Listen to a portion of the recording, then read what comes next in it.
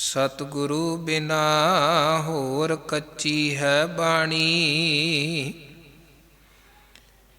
ਬਾਣੀ ਤਾਂ ਕੱਚੀ ਸਤਿਗੁਰੂ ਬਾਝੋਂ, ਹੋਰ ਕੱਚੀ ਬਾਣੀ। ਸਤਿਗੁਰੂ ਬਿਨਾ ਹੋਰ ਕੱਚੀ ਹੈ ਬਾਣੀ। ਬਾਣੀ ਤਾਂ ਕੱਚੀ ਸਤਿਗੁਰੂ ਬਾਝੋਂ, ਹੋਰ ਕੱਚੀ ਬਾਣੀ। ਕਹਿੰਦੇ ਕੱਚੇ ਸੁਣਦੇ ਕੱਚੇ, ਕੱਚੀ ਆਖ ਵਖਾਣੀ। ਹਰ ਹਰ ਨਿਤ ਕਰੈ ਰਸਨਾ, ਕਹਿਆ ਕਛੂ ਨਾ ਜਾਣੀ। ਚਿਤ ਜਿਨ ਕਾ ਹਿਰ ਲਿਆ ਮਾਇਆ, ਬੋਲਣ ਪਏ ਰਵਾਣੀ। ਕਹਿ ਨਾਨਕ ਸਤਿਗੁਰੂ ਬਾਝੋਂ, ਹੋਰ ਕੱਚੀ ਬਾਣੀ। ਚਿਤ ਜਿਨ ਕਾ ਹਿਰ ਲਿਆ ਮਾਇਆ, ਬੋਲਣ ਪਏ ਰਵਾਣੀ। ਕਹਿ ਨਾਨਕ ਸਤਿਗੁਰੂ ਬਾਝੋਂ, ਹੋਰ ਕੱਚੀ ਬਾਣੀ।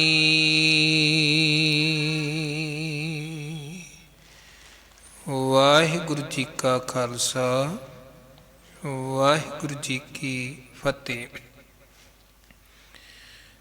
ਜੁਗ ਜੁਗ ਅਟਲ ਸਤਿਗੁਰੂ ਗੁਰਗੱਦੀ ਤੇ ਸੁਭਾਈਮਾਨ ਗਰੀਬ ਨਵਾਜ ਦਸਾਂ ਪਾਤਸ਼ਾਹੀਆਂ ਦੀ ਜੋਤ ਸਤਿਗੁਰੂ ਧੰਨ ਗੁਰੂ ਗ੍ਰੰਥ ਸਾਹਿਬ ਜੀ ਮਹਾਰਾਜ ਜੀ ਦੀ ਪਾਵਨ ਪਵਿੱਤਰ ਮੁਬਾਰਕ ਹਜ਼ੂਰੀ ਵਿਖੇ ਸੰਧਿਆ ਵੇਲੇ ਦੇ ਸਜੇ ਹੋਏ ਦੀਵਾਨਾਂ ਦੀ ਹਾਜ਼ਰੀ ਭਰ ਰਹੀ ਗੁਰੂ ਰੂਪ ਸਤਿਕਾਰਯੋਗ ਸਨਮਾਨਯੋਗ ਸਾਧ ਸੰਗਤ, ਗੁਰੂ ਦਰਬਾਰ ਦਾ ਆਨੰਦ ਮਾਣਦੇ ਹੋਏ ਗੁਰੂ ਘਰ ਦੇ ਸਨਮਾਨ ਸਤਿਕਾਰਯੋਗ ਕੀਰਤਨੀਆਂ ਪਾਸੋਂ ਪਾਵਨ ਬਾਣੀ ਦੇ ਸ਼ਬਦ ਕੀਰਤਨ ਆਪ ਜੀ ਨੇ ਸ਼ਰਵਣ ਕੀਤੇ ਨੇ। ਉਪਰੰਤ ਸਮਾਂ ਹੋਇਆ ਹੈ ਗੁਰਬਾਣੀ ਵਿਚਾਰ ਦਾ, ਕਥਾ ਵਿਚਾਰਾਂ ਦਾ, ਔਰ ਵਿਚਾਰ ਦੀ ਜੋ ਇੱਕ ਲੜੀ ਚੱਲ ਰਹੀ ਹੈ ਧੰਨ ਗੁਰੂ ਅਮਰਦਾਸ ਸਾਹਿਬ ਜੀ ਦੀ ਪਾਵਨ ਪਵਿੱਤਰ ਰਸਨਾ ਤੋਂ ਉਚਾਰਨ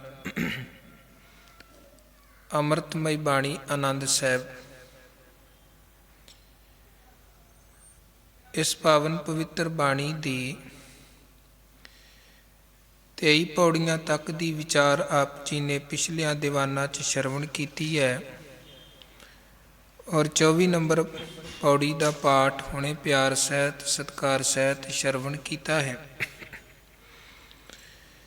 23 ਤੇ 24 ਨੰਬਰ ਪੌੜੀ ਅੰਦਰ ਧੰਨ ਗੁਰੂ ਅਮਰਦਾਸ ਮਹਾਰਾਜ ਜਿੱਥੇ ਆਵੋ ਸਿੱਖ ਸਤਿਗੁਰੂ ਕੇ ਪਿਆਰੇ ਹੋ ਗਾਵੋ ਸੱਚੀ ਬਾਣੀ, ਸੱਚੀ ਬਾਣੀ ਦੇ ਨਾਲ ਜੁੜਨ, ਬਾਣੀ ਗਾਉਣ ਦਾ ਉਪਦੇਸ਼ ਬਖਸ਼ ਰਹੇ ਨੇ, ਉਥੇ ਨਾਲ ਇਸ ਪੌੜੀ 'ਚ ਸਤਿਗੁਰੂ ਨੇ ਇਹ ਸਮਝਾਇਆ ਹੈ ਕਿ ਸਤਿਗੁਰੂ ਬਿਨਾ ਹੋਰ ਕੱਚੀ ਹੈ ਬਾਣੀ।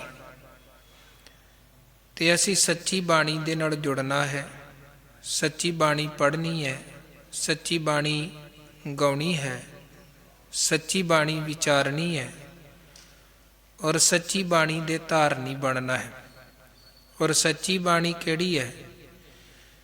ਜੋ ਧੰਨ ਗੁਰੂ ਗ੍ਰੰਥ ਸਾਹਿਬ ਜੀ ਦੇ ਰੂਪ ਦੇ ਵਿੱਚ ਗੁਰੂ ਸਾਹਿਬਾਨਾਂ ਨੇ ਸਾਨੂੰ ਬਖਸ਼ਿਸ਼ ਕੀਤੀ ਹੈ। ਔਰ ਇਹ ਜਿਹੜਾ ਬਾਣੀ ਦਾ ਖਜ਼ਾਨਾ ਹੈ, ਜੋ ਆਪ ਗੁਰੂ ਹੈ, ਬਾਣੀ ਗੁਰੂ ਹੈ ਬਾਣੀ, ਵਿੱਚ ਬਾਣੀ ਅੰਮ੍ਰਿਤ ਸਾਰੇ। ਗੁਰਬਾਣੀ ਕਹੈ ਸੇਵਕ ਜਨ ਮਾਨੈ, ਪ੍ਰਤੱਖ ਗੁਰੂ ਨਿਸਤਾਰੇ।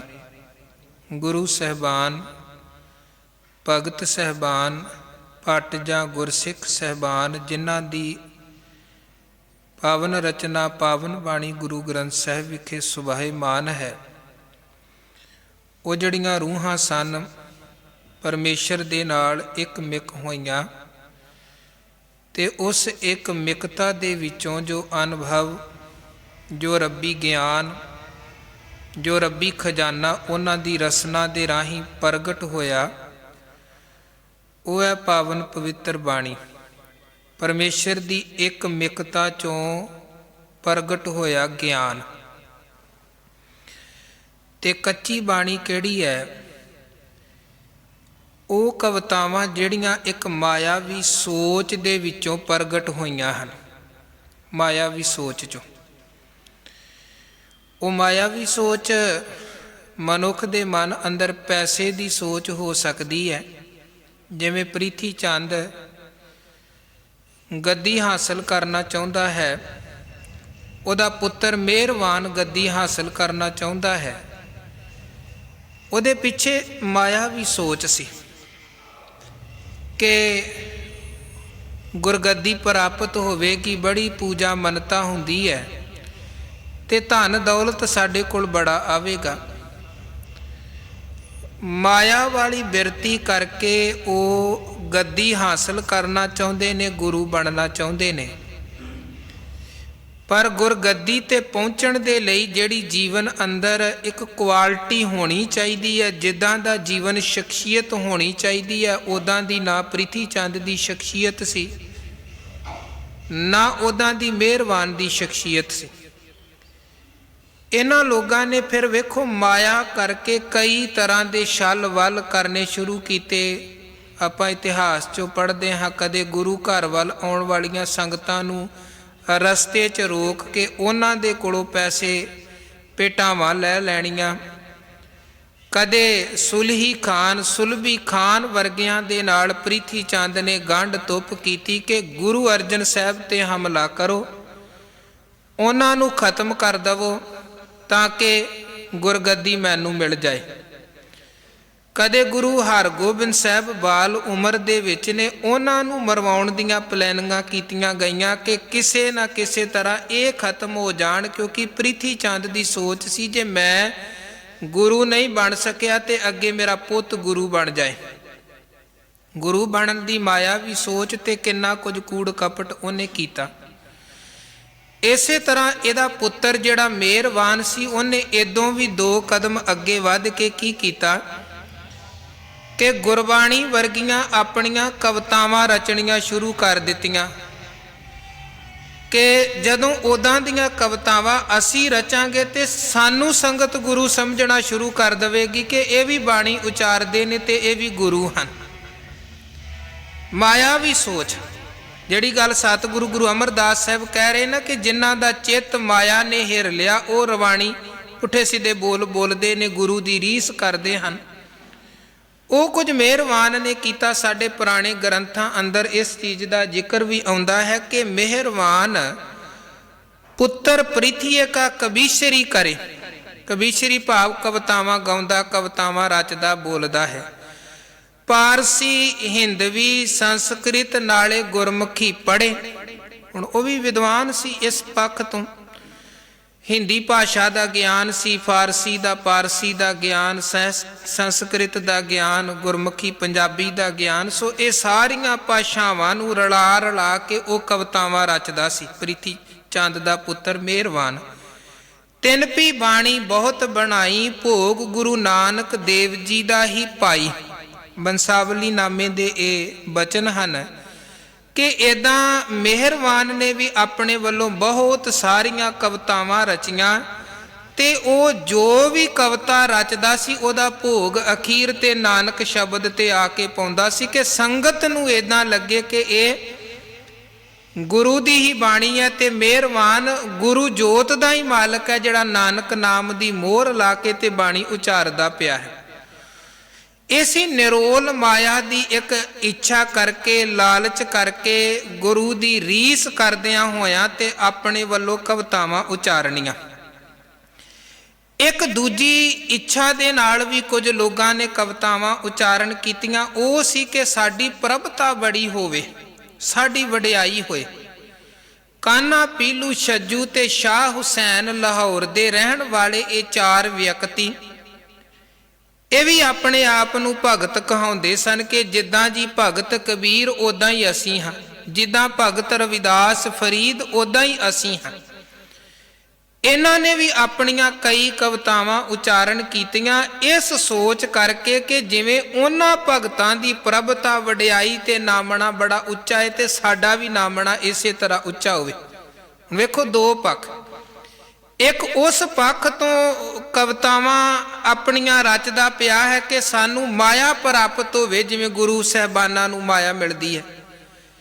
ਇੱਕ ਮਾਇਆ ਦੀ ਇੱਛਾ ਘੱਟ ਹੈ ਪਰ ਪ੍ਰਭਤਾ ਵਡਿਆਈ ਦੀ ਇੱਛਾ ਹੈ ਕਿ ਜਿਵੇਂ ਗੁਰੂ ਸਾਹਿਬਾਨਾਂ ਦੀ, ਭਗਤ ਸਾਹਿਬਾਨਾਂ ਦੀ ਵਡਿਆਈ ਹੈ, ਉੱਦਾਂ ਦੀ ਵਡਿਆਈ ਸਾਡੀ ਵੀ ਹੋਵੇ। ਇਸ ਪੱਖ ਤੋਂ ਮੁੱਖ ਰੱਖਦੇ ਹੋਏ ਉਹ ਆਪਣੀਆਂ ਕਵਿਤਾਵਾਂ ਜਿੱਦਾਂ ਦੇ ਗੁਰੂ ਸਾਹਿਬਾਨਾਂ ਦੇ, ਭਗਤ ਸਾਹਿਬਾਨਾਂ ਦੇ ਸ਼ਬਦ ਉੱਦਾਂ ਦੇ ਰਲਦੇ ਮਿਲਦੇ ਹੋਏ ਸ਼ਬਦ ਉਹ ਉਚਾਰਦੇ ਨੇ, ਕਵਿਤਾਵਾਂ ਉਚਾਰ। ਇਹ ਬਲਕਿ ਈਵਨ ਸਤਿਗੁਰੂ ਸੱਚੇ ਪਾਤਸ਼ਾਹ ਗੁਰੂ ਅਰਜਨ ਦੇਵ ਮਹਾਰਾਜ ਜੀ ਦੇ ਕੋਲ ਵੀ ਆਪਣੀਆਂ ਰਚਨਾਵਾਂ ਲੈ ਕੇ ਆਏ ਕਿ ਤੁਸੀਂ ਜਿਹੜਾ ਗ੍ਰੰਥ ਤਿਆਰ ਕਰ ਰਹੇ ਹੋ, ਜੇ ਇਸ ਗ੍ਰੰਥ ਅੰਦਰ ਗੁਰੂ ਸਾਹਿਬਾਨਾਂ ਦੀ ਬਾਣੀ ਤੋਂ ਬਿਨਾਂ ਭਗਤ ਕਬੀਰ ਜੀ ਦੀ ਬਾਣੀ ਅੰਕਿਤ ਕੀਤੀ ਗਈ ਹੈ, ਭਗਤ ਰਵਿਦਾਸ ਫਰੀਦ ਨਾਮਦੇਵ ਦੀ ਬਾਣੀ ਅੰਕਿਤ ਕੀਤੀ ਗਈ ਹੈ, ਤੇ ਤੁਸੀਂ ਸਾਡੀਆਂ ਵੀ ਕਵਿਤਾਵਾਂ ਨਾਲ ਦੀ ਨਾਲ ਇਸ ਗ੍ਰੰਥ ਦੇ ਅੰਦਰ ਲਿਖੋ ਤਾਂ ਕਿ ਸਾਡੀ ਵੀ ਉਹਨਾਂ ਦੀ ਤਰ੍ਹਾਂ ਵਡਿਆਈ ਬਣੇ। ਤੇ ਮਹਾਰਾਜ ਧੰਨ ਗੁਰੂ ਅਰਜਨ ਸਾਹਿਬ ਕਹਿਣ ਲੱਗੇ, ਵੇਖੋ ਇਹ ਜਿਹੜਾ ਗ੍ਰੰਥ ਅਸੀਂ ਤਿਆਰ ਕਰ ਰਹੇ ਹਾਂ, ਇਹਦੇ 'ਚ ਤੁਰਕੀ ਬਾਣੀ, ਸਾਚੀ ਬਾਣੀ ਲਿਖੀ ਜਾ ਰਹੀ ਹੈ ਔਰ ਗੁਰਬਾਣੀ ਦਾ ਇੱਕ ਸਟੈਂਡਰਡ ਹੈ, ਗੁਰਬਾਣੀ ਦਾ ਇੱਕ ਸਿਧਾਂਤ ਹੈ। ਜੇ ਭਗਤ ਸਹਿਬਾਨਾਂ ਦੀ ਬਾਣੀ ਗੁਰੂ ਗ੍ਰੰਥ ਸਾਹਿਬ ਜੀ ਦੇ ਅੰਦਰ ਅੰਕਿਤ ਹੈ ਤੇ ਉਹ ਗੁਰੂ ਨਾਨਕ ਜੀ ਦੀ ਵਿਚਾਰਧਾਰਾ ਦੇ ਨਾਲ ਰਲਦੇ ਹੋਏ ਬੋਲ ਬਾਣੀ ਅੰਕਿਤ ਹੈ, ਵਿਚਾਰਧਾਰਾ ਤੋਂ ਬਾਹਰ ਦੇ ਕੋਈ ਸ਼ਬਦ ਸਤਿਗੁਰੂ ਨੇ ਅੰਕਿਤ ਨਹੀਂ ਕੀਤਾ ਹੈ। ਤੇ ਮਹਾਰਾਜ ਗੁਰੂ ਅਰਜਨ ਸਾਹਿਬ ਕਹਿਣ ਲੱਗੇ, ਜੇ ਤੁਹਾਡੀਆਂ ਕਵਿਤਾਵਾਂ ਗੁਰਬਾਣੀ ਦੇ ਸਿਧਾਂਤ ਦੇ ਨਾਲ ਰਲਦੀਆਂ ਹੋਣਗੀਆਂ ਤੇ ਜ਼ਰੂਰ ਅੰਕਿਤ ਕੀਤੀਆਂ ਜਾਣਗੀਆਂ, ਨਹੀਂ ਤੇ ਅਸੀਂ ਨਹੀਂ ਅੰਕਿਤ ਕਰ ਸਕਦੇ। ਉਹ ਫਿਰ ਇਹਨਾਂ ਨੇ ਆਪਣੀਆਂ ਕਵਿਤਾਵਾਂ ਉੱਥੇ ਸਤਿਗੁਰਾਂ ਨੂੰ ਸੁਣਾਈਆਂ। ਕਿਸੇ ਨੇ ਆਪਣੀ ਕਵਿਤਾ ਦੇ ਵਿੱਚ ਇਹ ਕਹਿ ਦਿੱਤਾ ਕਿ ਉਹੀ ਰੇ ਮੈਂ ਉਹੀ ਰੇ, ਆਪਣੀ ਤੁਲਨਾ ਪਰਮੇਸ਼ਰ ਦੇ ਨਾਲ ਕੀਤੀ ਕਿ ਮੈਂ ਬਸ ਪਰਮੇਸ਼ਰ ਹੀ ਹਾਂ। ਕਿਸੇ ਨੇ ਮਨੁੱਖਾ ਜੀਵਨ ਦੀ ਨਿੰਦਿਆ ਕਰ ਦਿੱਤੀ ਕਿ ਮਨੁੱਖਾ ਜੀਵਨ ਹੀ ਮਾੜਾ ਹੈ। ਕਿਸੇ ਨੇ ਇਸਤਰੀ ਦੀ ਨਿੰਦਿਆ ਕੀਤੀ, ਕਿਸੇ ਕਹਿ ਦਿੱਤਾ ਚੁੱਪ ਵੇ ਅੜਿਆ, ਚੁੱਪ ਵੇ ਅੜਿਆ, ਬੋਲਣ ਦੀ ਨਹੀਂ ਥਾਂ ਵੇ ਅੜਿਆ। ਮਹਾਰਾਜ ਕਹਿਣ ਲੱਗੇ, ਤੁਹਾਡੀਆਂ ਕਵਿਤਾਵਾਂ ਤੁਹਾਡੀ ਥਾਂ ਤੁਹਾਨੂੰ ਮੁਬਾਰਕ, ਪਰ ਇਹ ਜਿਹੜੀਆਂ ਕਵਿਤਾਵਾਂ ਨੇ ਇਹ ਤੁਹਾਡੀ ਰਚਨਾ ਹੈ, ਇਹ ਗੁਰਬਾਣੀ ਦੇ ਸਿਧਾਂਤ ਦੇ ਨਾਲ ਮੇਲ ਨਹੀਂ ਖਾਂਦੀ। ਗੁਰੂ ਕੀ ਬਾਣੀ ਤੇ ਕਹਿੰਦੀ ਹੈ ਕਿ ਧਨ ਸੋ ਮਾਨਸ ਦੇਹੀ ਪਾਈ, ਜਿਤ ਪ੍ਰਭ ਆਪਣਾ ਮੇਲ ਲਿਓ।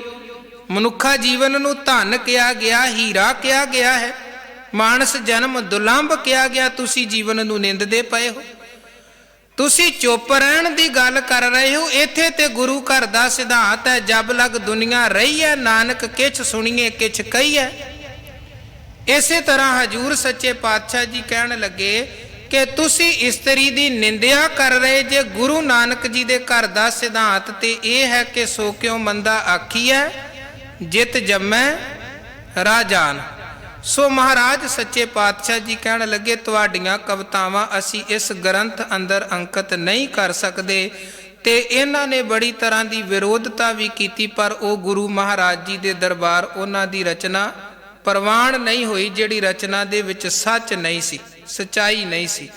ਧੰਨ ਗੁਰੂ ਅਮਰਦਾਸ ਸੱਚੇ ਪਾਤਸ਼ਾਹ ਜੀ ਕਹਿੰਦੇ, ਵੇਖੋ ਇੱਕ ਹੈ ਸੱਚੀ ਬਾਣੀ, ਉਹ ਬਾਣੀ ਜਿਹੜੀ ਸੁਰਤ ਪਰਮੇਸ਼ਰ ਦੇ ਨਾਲ ਜੁੜ ਕੇ ਤੇ ਰੱਬੀ ਘਰ ਦਾ ਗਿਆਨ ਇੱਕ ਨਿਰਮਲ ਹਿਰਦੇ ਦੇ ਰਾਹੀਂ ਪ੍ਰਗਟ ਹੋਇਆ ਹੈ।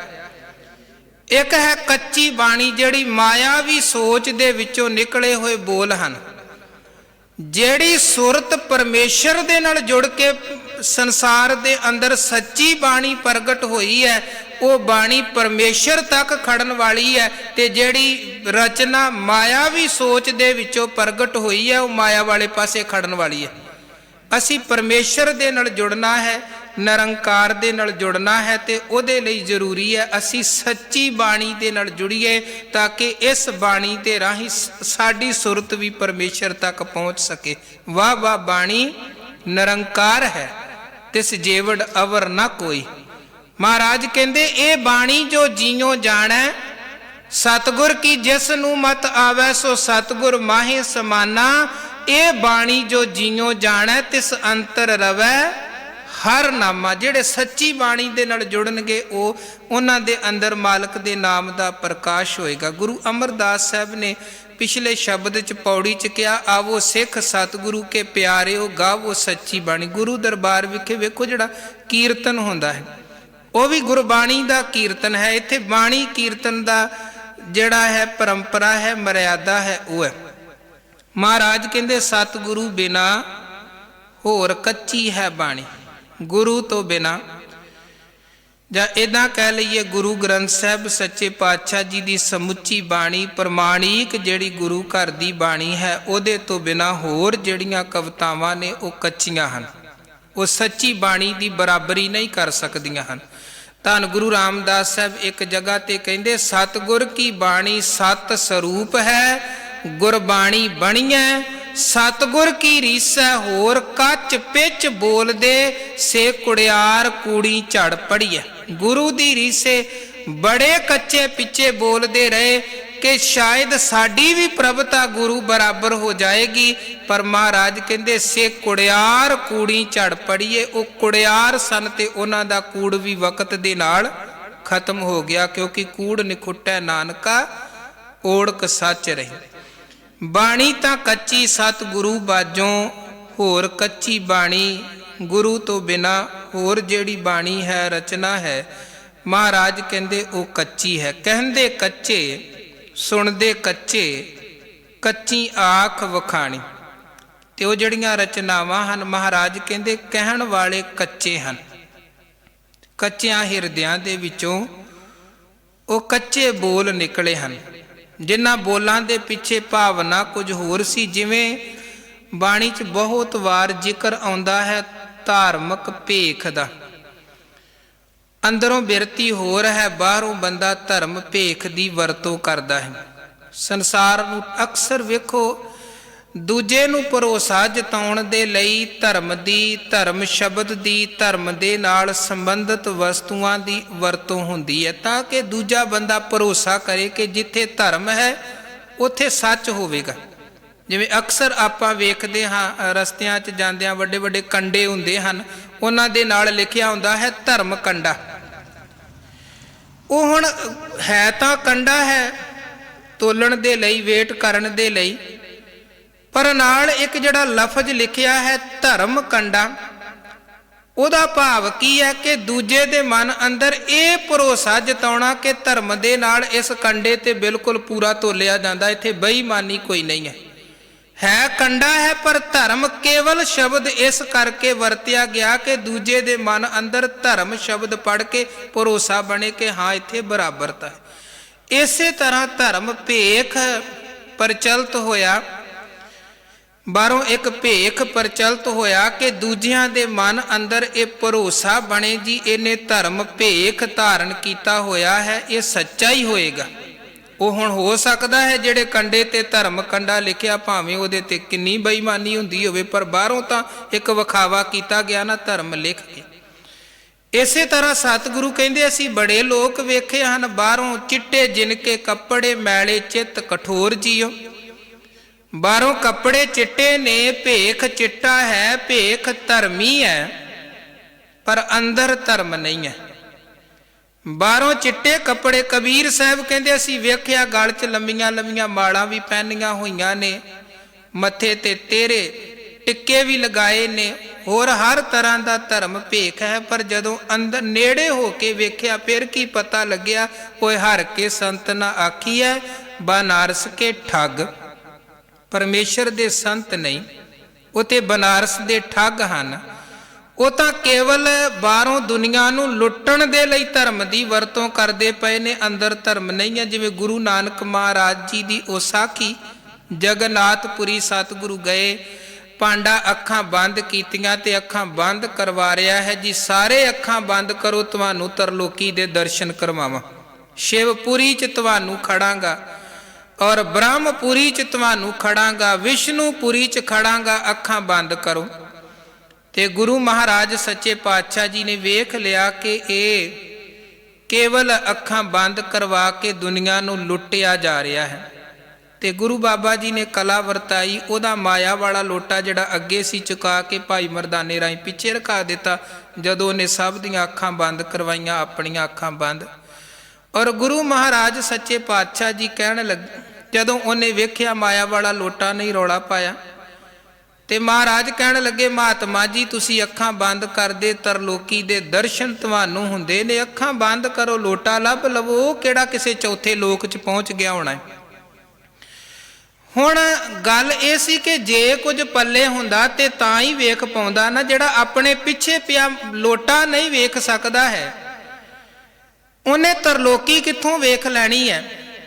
ਪਰ ਅਡੰਬਰ ਪੂਰੀ ਤਰ੍ਹਾਂ ਕਰਕੇ ਤੇ ਲੋਕਾਂ ਨੂੰ ਲੁੱਟਿਆ ਜਾ ਰਿਹਾ ਸੀ। ਮਹਾਰਾਜ ਸੱਚੇ ਪਾਤਸ਼ਾਹ ਨੇ ਉੱਥੇ ਬਚਨ ਵੀ ਕਿਹਾ, ਓਏ ਭੋਲਿਓ ਲੋਗੋ, ਇਹ ਜਿਹੜਾ ਧਰਮ ਦਾ ਵਿਖਾਵਾ ਤੇ ਪਖੰਡ ਕੀਤਾ ਜਾ ਰਿਹਾ, ਤੁਹਾਡੇ ਭਲੇ ਦੇ ਲਈ ਨਹੀਂ ਕੀਤਾ ਜਾ ਰਿਹਾ, ਤੁਹਾਨੂੰ ਲੁੱਟਣ ਦੇ ਲਈ ਕੀਤਾ ਜਾ ਰਿਹਾ ਹੈ।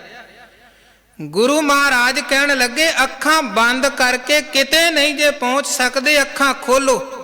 ਜੇ ਅੱਖਾਂ ਬੰਦ ਕਰੋਗੇ ਲੁੱਟੇ ਜਾਵੋਗੇ, ਜੇ ਅੱਖਾਂ ਖੋਲ ਕੇ ਚੱਲੋਗੇ ਤੇ ਫੇਰ ਹੀ ਬਚ ਸਕਦੇ ਜੇ।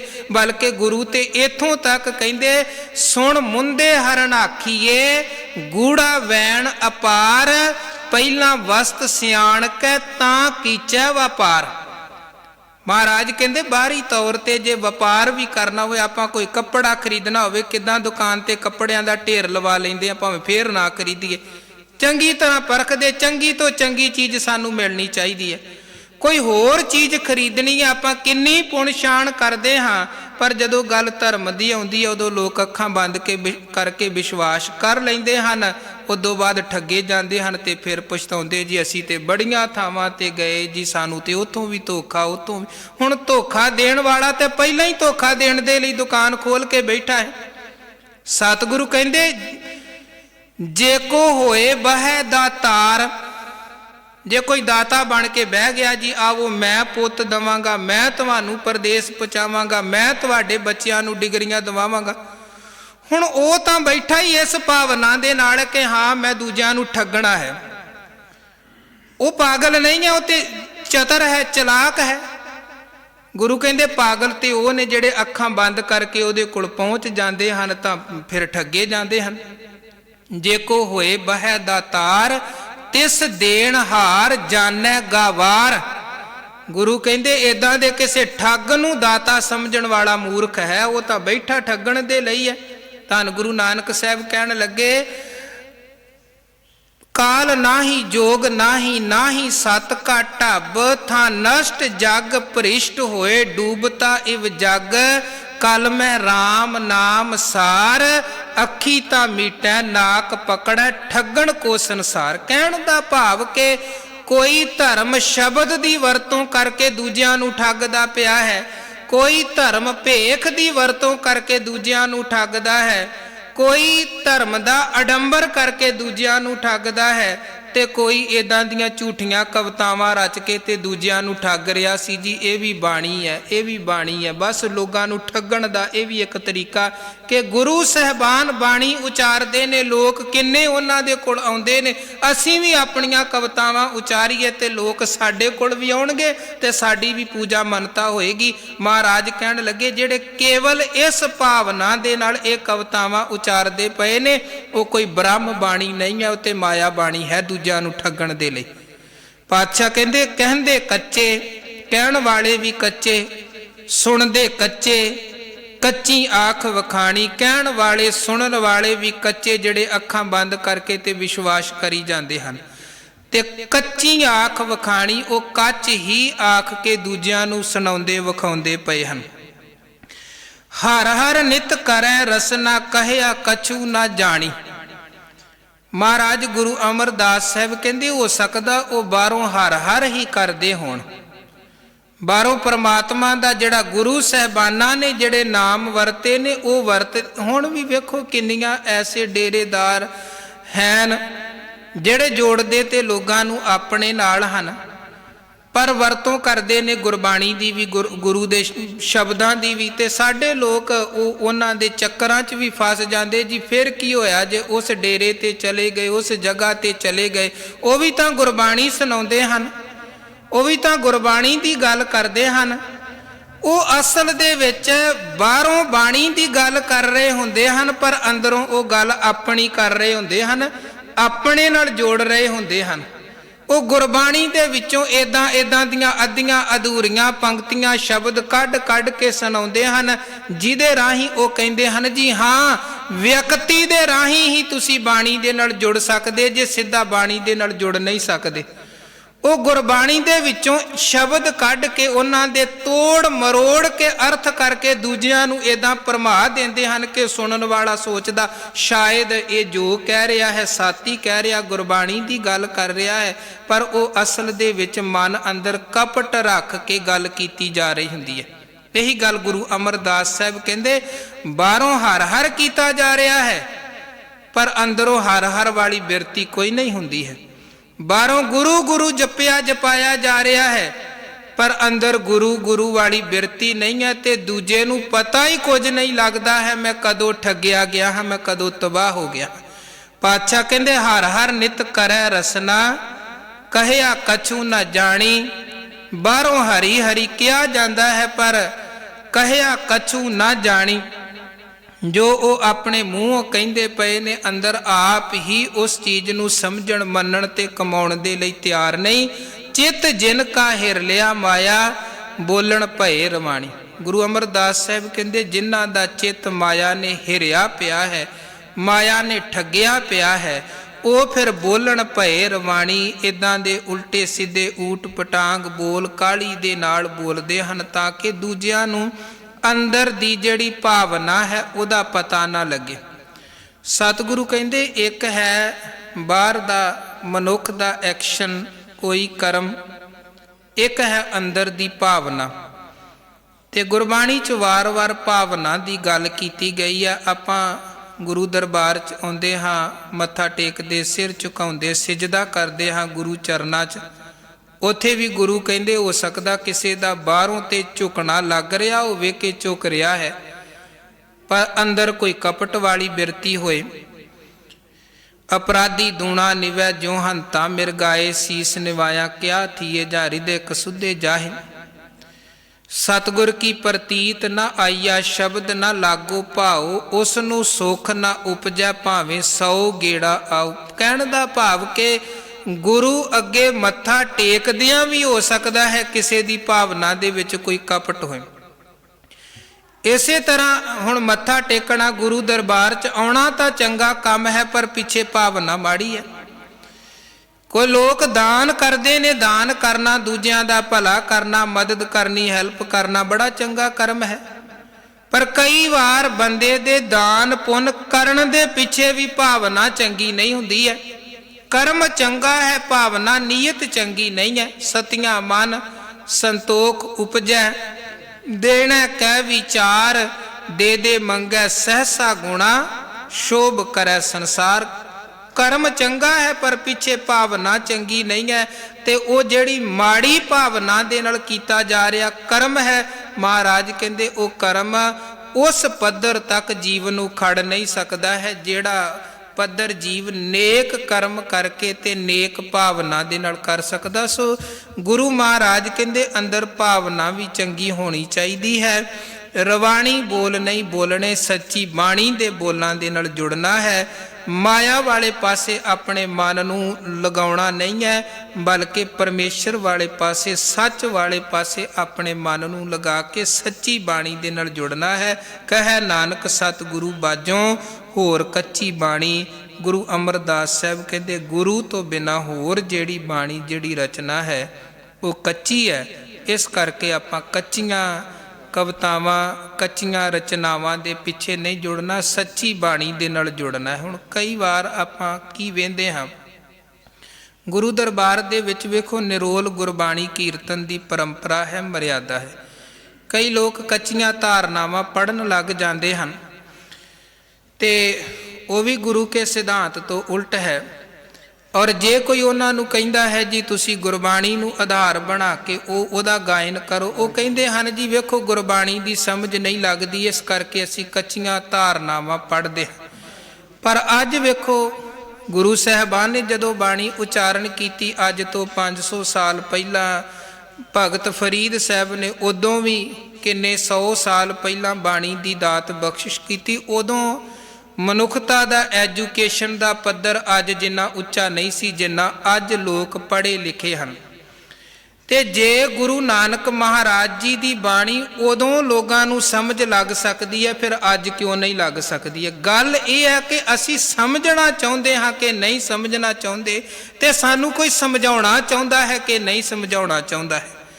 ਜੇ ਗੁਰੂ ਨਾਨਕ ਮਹਾਰਾਜ ਜੀ ਦੇ ਸ਼ਬਦ ਦਾ ਸਿੱਧਾ ਤੀਰ ਸੱਜਣ ਦੇ ਹਿਰਦੇ 'ਚ ਵੱਜ ਸਕਦਾ ਹੈ ਤੇ ਅੱਜ ਸਾਡੇ ਹਿਰਦੇ 'ਚ ਵੀ ਵੱਜ ਸਕਦਾ ਹੈ। ਪਰ ਗੱਲ ਹੈ ਕਿ ਅਸੀਂ ਆਪ ਕਿੰਨਾ ਸਮਝਣਾ ਚਾਹੁੰਦੇ ਹਾਂ, ਸਾਨੂੰ ਸਮਝਾਉਣ ਵਾਲਾ ਕਿੰਨਾ ਸਮਝਾਉਣਾ ਚਾਹੁੰਦਾ ਹੈ। ਸੋ ਮੂਲ ਰੂਪ ਦੇ ਵਿੱਚ ਆਪਾਂ ਬਾਣੀ ਦੇ ਨਾਲ ਜੁੜਨਾ ਹੈ, ਬਾਣੀ ਪੜ੍ਹਨੀ, ਬਾਣੀ ਗਾਉਣੀ, ਬਾਣੀ ਹਿਰਦੇ ਦੇ ਵਿੱਚ ਵਸਾਉਣੀ ਹੈ, ਤਾਂ ਕਿ ਅਸੀਂ ਆਪਣੇ ਗੁਰੂ ਦੇ ਨਾਲ ਜੁੜ ਕੇ ਤੇ ਆਪਣੇ ਜੀਵਨ ਨੂੰ ਸਫਲ ਬਣਾ ਸਕੀਏ। ਸਿੱਖੋ ਸ਼ਬਦ ਪਿਆਰਿਓ, ਜਨਮ ਮਰਨ ਕੀ ਟੇਕ, ਮੁਖ ਉਜਲ ਸਦਾ ਸੁਖੀ, ਨਾਨਕ ਸਿਮਰਤ ਏਕ। ਬਾਣੀ ਗੁਰੂ, ਗੁਰੂ ਹੈ ਬਾਣੀ, ਵਿੱਚ ਬਾਣੀ ਅੰਮ੍ਰਿਤ ਸਾਰੇ, ਗੁਰਬਾਣੀ ਕਹੈ ਸੇਵਕ ਜਨ ਮਾਨੈ, ਪ੍ਰਤੱਖ ਗੁਰੂ ਨਿਸਤਾਰੇ। ਸਤਿਗੁਰੂ ਮਿਹਰ ਕਰਨ, ਗੁਰੂ ਕੀ ਬਾਣੀ, ਗੁਰੂ ਕਾ ਸ਼ਬਦ ਸਾਡੇ ਸਾਰਿਆਂ ਦੇ ਹਿਰਦੇ 'ਚ ਵਸੇ, ਜੀਵਨ ਸਫਲ ਹੋਵੇ। ਇਹ ਲੋਕ ਸੁਖੀਏ ਪਰਲੋਕ ਸੁਹੇਲੇ,